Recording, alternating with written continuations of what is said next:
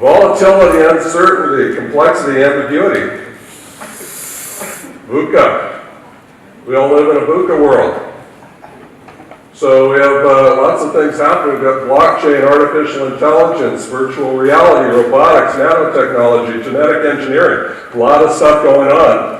It feels very disconcerting. But before we feel like we're too special or too precious, we need to understand we've always lived in a VUCA world. We have never not lived in a VUCA world, and we will never not live in a VUCA world. In the Middle Ages, there was a terrible plague, the Black Plague. It wiped out 30 to 60% of the population of Europe, including right here in present-day Serbia.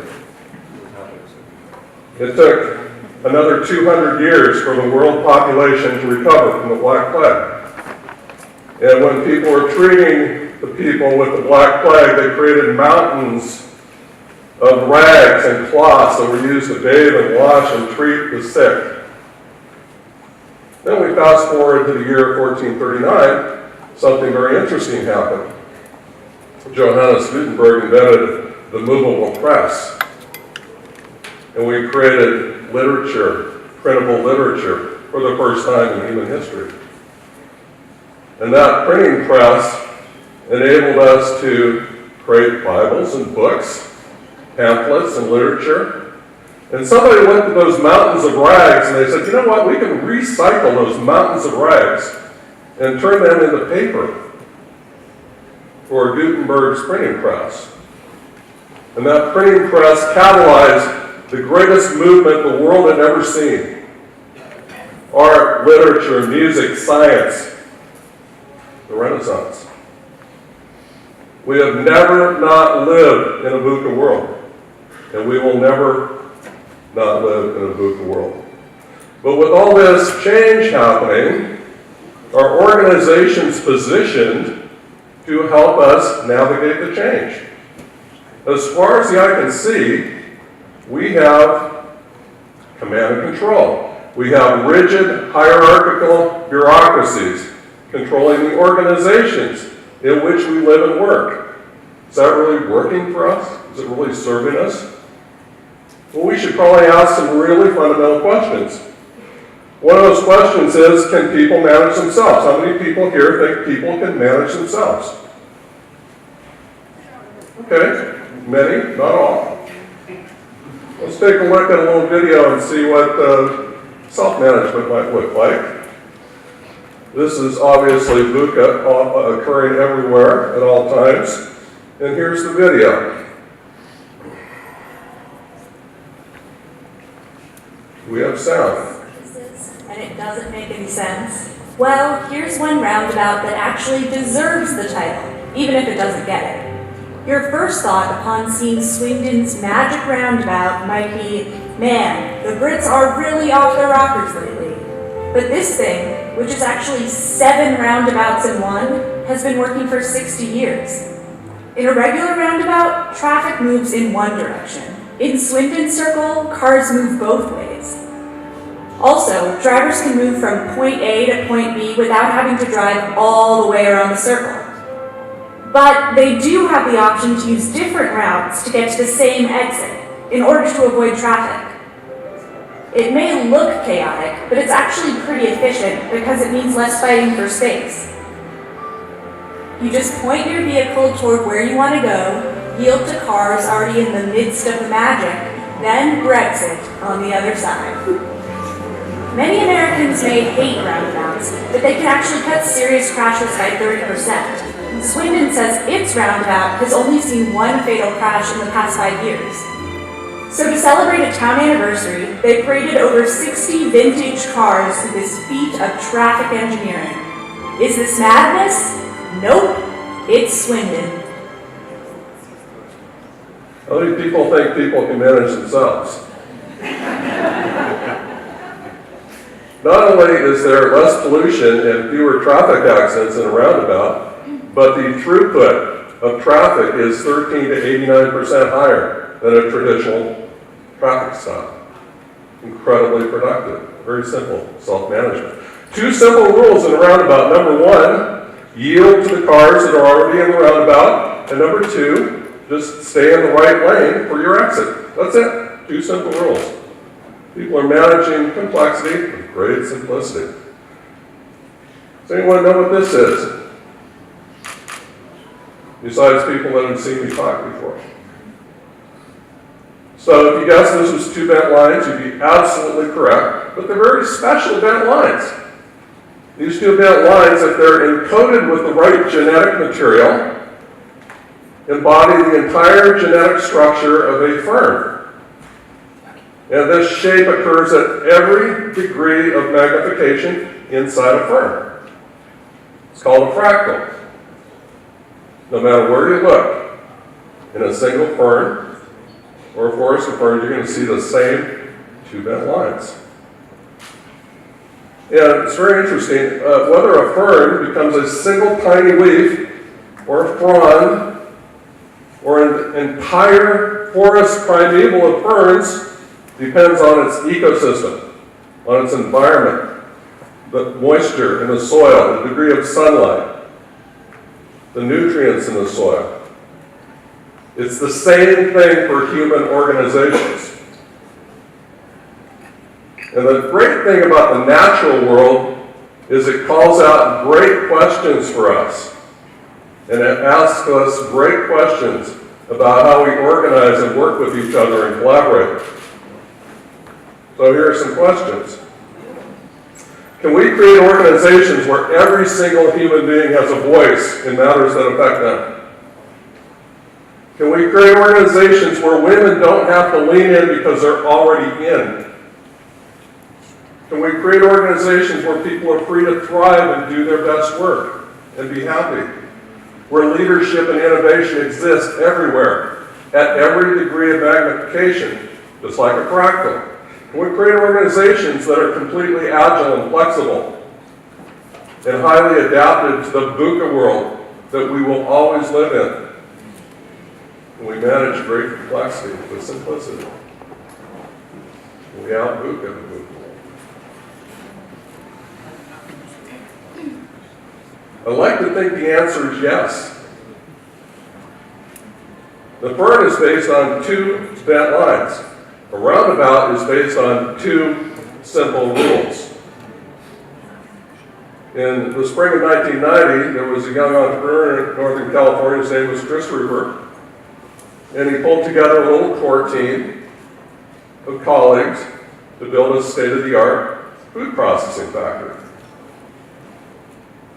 And I joined his team. That's the reason I know about it. I was the financial controller. And we had a small core team of 24 people. We were working out of a tiny little farmhouse in the dusty Central Valley in Northern California, building this state-of-the-art food factory. And one day our founder came into the farmhouse and said, I'd like to have a meeting and talk about how to organize and how to collaborate. We said, sure, that's great.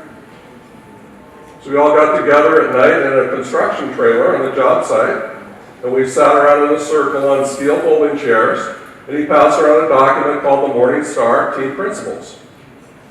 They boiled down to 2 things. Just like a fern, just like a roundabout. 2 principles. Number 1, human beings should not use force or coercion against other human beings. What a concept. It's the foundation of all law everywhere in the world. Every law against assault and battery and theft and burglary and kidnapping and murder and all the rest is predicated on the principle that people should not use force against other human beings. And the second principle, people should keep the commitments they make to each other. What a concept. It's the foundation of contract law. We wouldn't be able to transact business anywhere in the world. We couldn't rely on people doing what they say they're going to do. So we sat around, the 24 of us, we sat around, debated, discussed, and talked about these 2 principles. At the end of the evening, we looked at each other and said, we can't think of any reason not to adopt these principles. They make perfect sense. And so we did. And we walked out into the night air as a self-managed enterprise. So we had a lot of work to do. This was March of 1990. We had an entire factory to build. We had thousands of hectares of tomatoes coming up out of the ground up and down the state of California. We had vital equipment arriving on ocean cargo freighters from Italy. We had hundreds of contractors on the job site 24 hours a day, 7 days a week, constructing, welding, and fabricating. We had to hire hundreds of people to operate the factory and drive the trucks. And finally, on July 16th of 1990, we threw the switch. We produced 44 million kilograms of industrial tomato concentrate for the world market, and we changed the entire cost structure of the industry virtually overnight. And we did it without a single human boss. No bosses, no titles, no command authority. Human beings collaborating with each other in a network. Changed the entire industry virtually overnight. The company went on to grow. We built another factory and then another factory. We expanded our operations up and down the supply chain toward customers in remote warehouses across North America, and toward the suppliers in terms of farming and harvesting and transplanting and trucking. We became the largest tomato processor in the world. Everyone in North America has eaten our products. I believe all of you have eaten our products because we export worldwide. And we did it all without a single human boss. And people manage themselves? How many think so? It's been a kind of an interesting ride. In 2011, 2010, Jerry Hamill, a famous business author, came out and spent a day with us, ended up writing an article about us. We were on the cover of the Harvard Business Review. We were described as the world's most creatively managed company. And we created an institute, Self-Management Institute, to promote the ideas of self-management to anyone that's interested. How does all this work?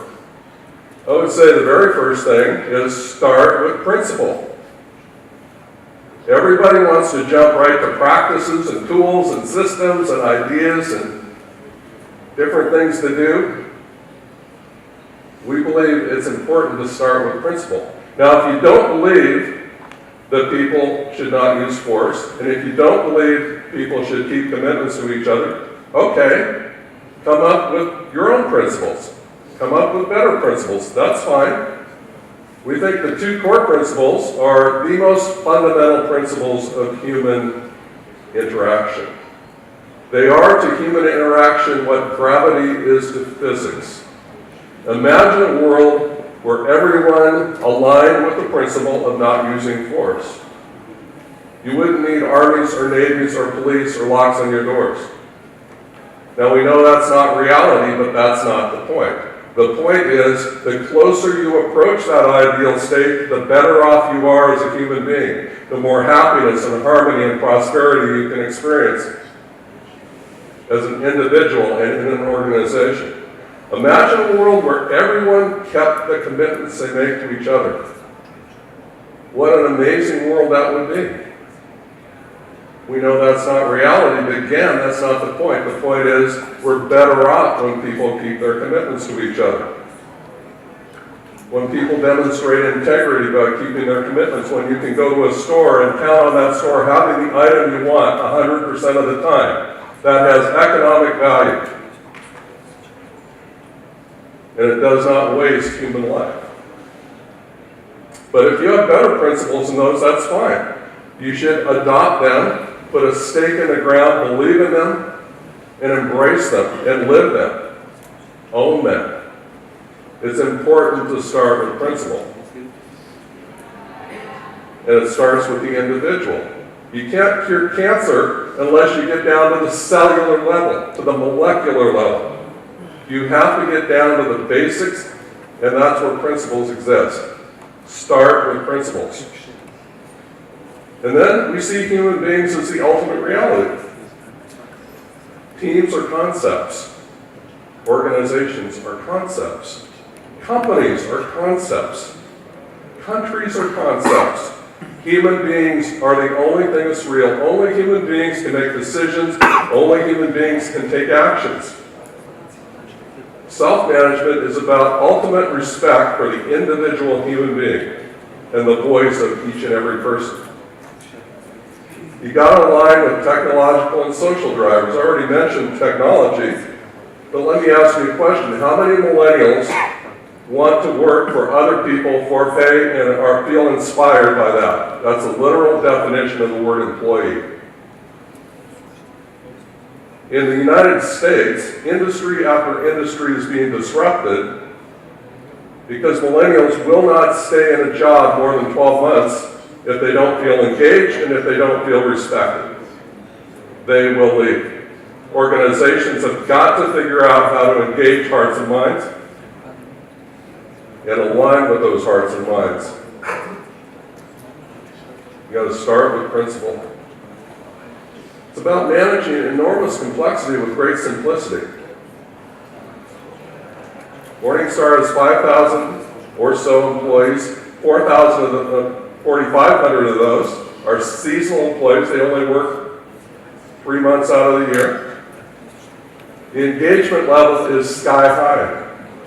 We've had years at factories where we have a 100% return rate of seasonal employees from 1 year to the next where they've been laid off for 9 months. Because they love the ecosystem, they love the environment, they love their fellow colleagues, they want to come back year after year after year. That level of engagement is possible, even in a sprawling agriculture industry. How many have heard of the management tax? Gary Hamel wrote about the management tax. I encourage you to look at his HBR article. Management tax is very interesting. Imagine, if you will, a traditional organization. The average span of management control in the United States, and probably worldwide, is at least 1 to 10. That means for every 10 workers, there's usually one manager responsible for the 10 workers. So imagine a startup where we have 10 workers making, say, $30,000 per year each. They probably have one manager making 3 times as much as that, because managers always make more than the people they manage. Here's the promise of self-management. Self-management recognizes each of those 10 workers is a manager already in his or her own personal life. Every one of us is a manager.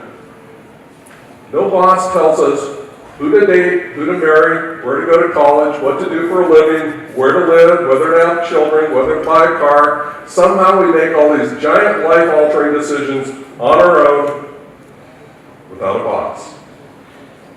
Yet when we walk into the workplace, suddenly we're too stupid to do anything without a boss. Why is that?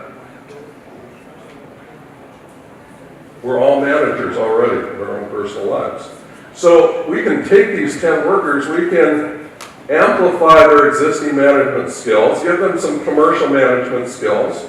And management, by the way, is not rocket science at its basic level. It's planning, organizing, controlling, selecting, and coordinating. Planning is strategy, organizing is leadership, controlling is budgeting, selecting is hiring, firing, coordinating is teamwork. We can amplify these skills, give each one of these 10 workers a $5,000 a year raise, and we don't need the manager. And we've just saved ourselves $40,000 a year. And if this company grows by a factor of 10, so we have 100 workers, how many managers do we need? We need 11. Because once we have 10 managers, the 10 managers need a manager. And that person probably makes $200,000 a year. We can amplify the management skills of the 100 workers. We don't need the 10 managers. We don't need the manager of the 10 managers. And we've just saved ourselves $600,000 a year.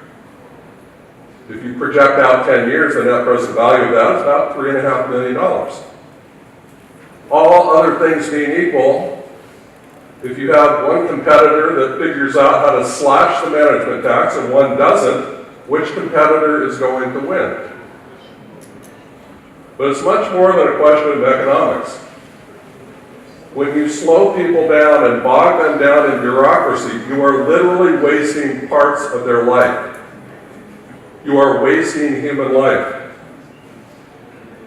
And Gary Hamel estimates we can save $3 trillion a year in the U.S. by slashing the management tax.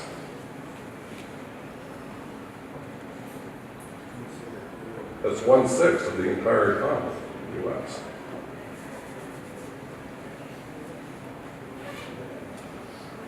So there are some corollaries to this. One of them is that there is zero command authority. This is kind of interesting. Zero means zero. So when I say that I'm embracing the principle of not using force, it means I have no authority to tell anyone else what to do. I can make a request, I can ask, but I can't tell anyone else what to do. And no one has any unilateral authority to fire anyone.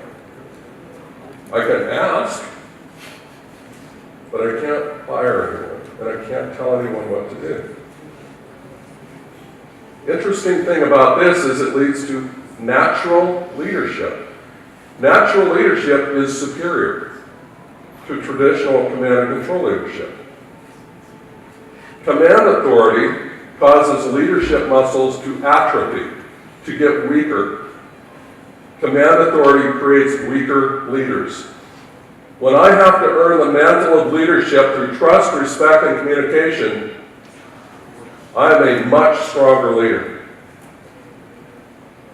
Self-management, the absence of command authority, creates much stronger leadership.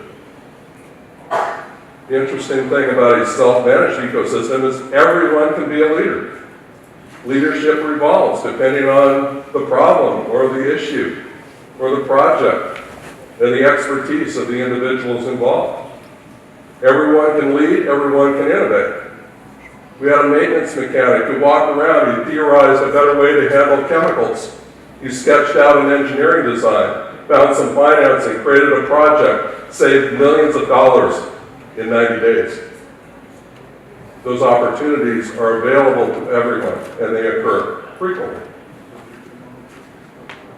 And we gamify work. Work is play. When you don't have a boss walking around telling you if you're doing a good job or not, you have to be able to tell yourself. You have to have scorecards. You have to be able to play the game of work. And we try to make work fun. Try to make it enjoyable. That's why people come back every year. We believe in total responsibility. So I'm responsible for everything that comes into my scope of awareness. If I'm done with a shift, I'm walking out to my car in the parking lot, I can't wait to get home, but I see a fire starting in the warehouse, I own that problem. I own it. And I have to deal with it myself, or I have to have someone else deal with it. But it's not okay for me to leave and ignore the problem and say, well, it's not my area, I'll let somebody else worry about it. Not okay. We believe in true competition. The Latin root word for competition is competere. It doesn't mean fighting or winning or beating up on the other guy. It means seeking together and learning together. We wanted to create a massive learning organization where people are constantly learning from each other how to do things better and get better. We believe in radical commitment making and commitment keeping. The entire enterprise runs on commitments. Recall, that's one of the two core principles of self-management, keeping commitments. Commitments are sacred. If you say you will do something, you are expected to do it, or renegotiate the commitment. You must follow through on commitments. How do we instantiate all this stuff? Well, we decided we would establish contracts between peers. We called it a colleague letter of understanding. It's very simple. It starts with why. What is your meaning at this enterprise? What is your purpose at this enterprise? Why are you here? What does excellence look like in your role? How does what you do support the overall mission of the enterprise? If it takes you 6 months to figure that out, that's fine. We want you to come up with what we call a personal commercial mission statement that resonates with you and your colleagues so everyone knows your why.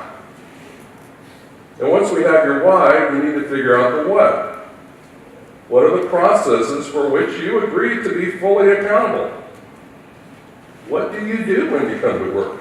What are you responsible for executing? So we have the why and the what. Then we get down into some details. What is the scope and quantum of your decision-making authority with respect to each of the processes for which you agree to be accountable? What is it? Are you the decision-maker for a process? Are you merely making recommendations to another decision-maker for a process? Are you able to make decisions but need to receive recommendations before making decisions? You just make decisions when the regular decision maker is on vacation? What is it? It's about accountability, it's about clarity, and it's about transparency. We want you to be very, very clear. And we call our measures, our scorecards, our KPIs, we call them stepping stones because we consider them stepping stones toward perfection. We don't benchmark other companies, other industries, other sectors. We benchmark perfection. Perfection for a cost metric is 0. Perfection for an efficiency metric is 100%. We think this liberates blue sky innovation. If I'm thinking about how to eliminate an entire category of cost, I'm going to be much more innovative. And those things happen. We have very disruptive changes, like the mechanic I mentioned, who completely disrupted the system for handling chemicals, saving millions of dollars. Stepping stones toward perfection.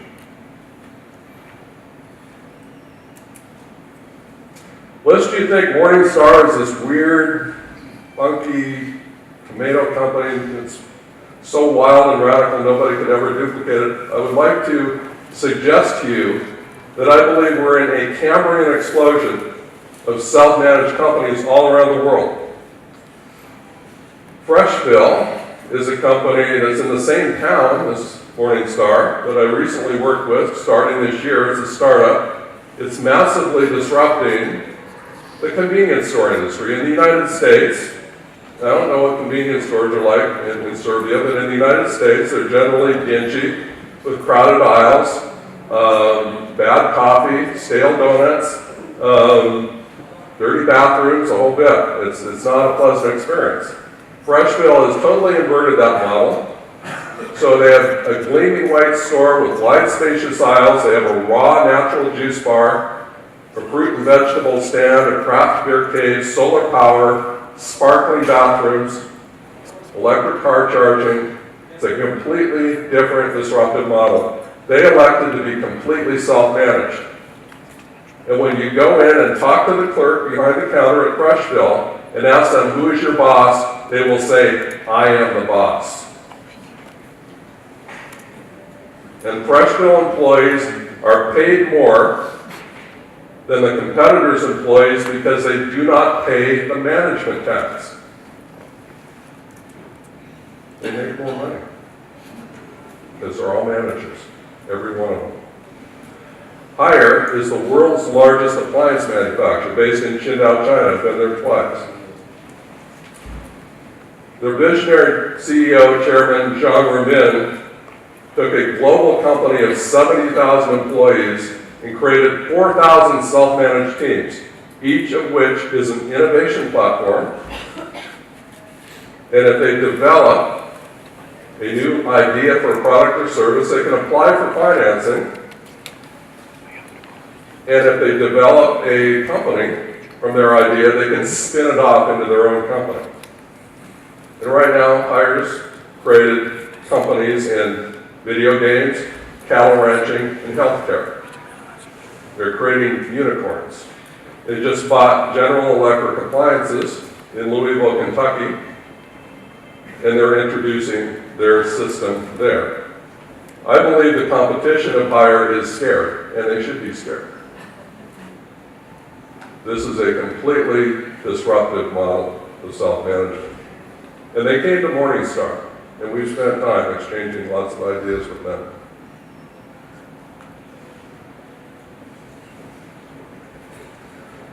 Self-management is completely congruent with Agile.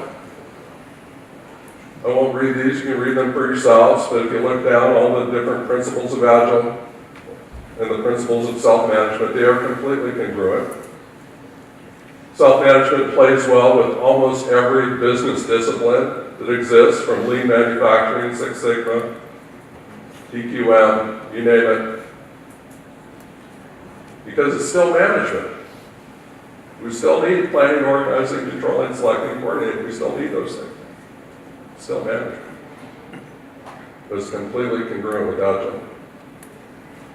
So what we're trying to do is we're trying to, instead of having great, productive, networked, vibrant, Agile software teams working underneath oppressive bureaucracies,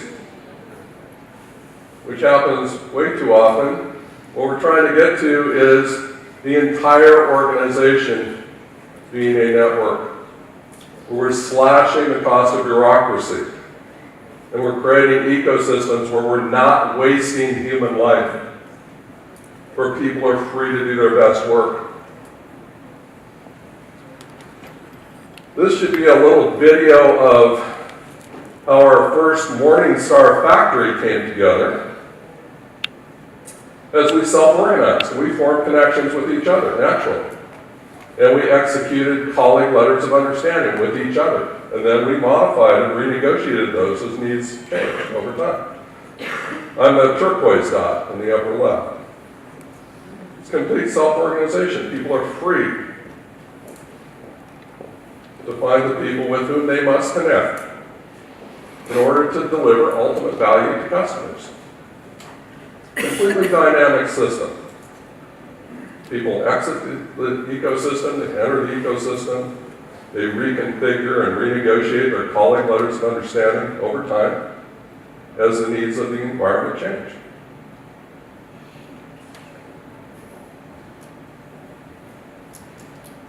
We took a snapshot once we had developed hundreds of colleague letters of understanding. We took a snapshot of those contracts, and we took it to a computer lab at the University of California. This is the org chart of Morningstar.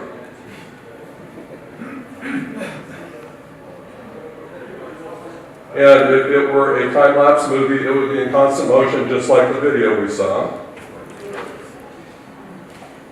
Looks like a galaxy. Yeah. I call it a spider web. Spider silk is 5 times stronger than steel by weight. It's extraordinarily resilient, extraordinarily strong. It catalyzes communication everywhere at all times. People take actions, they make decisions fast without going through multiple permission steps like you would in a regular organization. There's no up or down. There's zero command authority. There's natural leadership and innovation everywhere. So here's the challenge I have for organizations today. If a sprawling, noisy, dusty agribusiness can figure out how to organize 5,000 people in a system that looks like this and grow from zero to become the largest producer in the world in its industry, why would any startup or tech company or manufacturer or bank or any other kind of company want to organize the same way we were organized 150 years ago when information moved by Morse code? Is it time to create the organization of the future where we can out-VUCA the VUCA world? Thank you very much.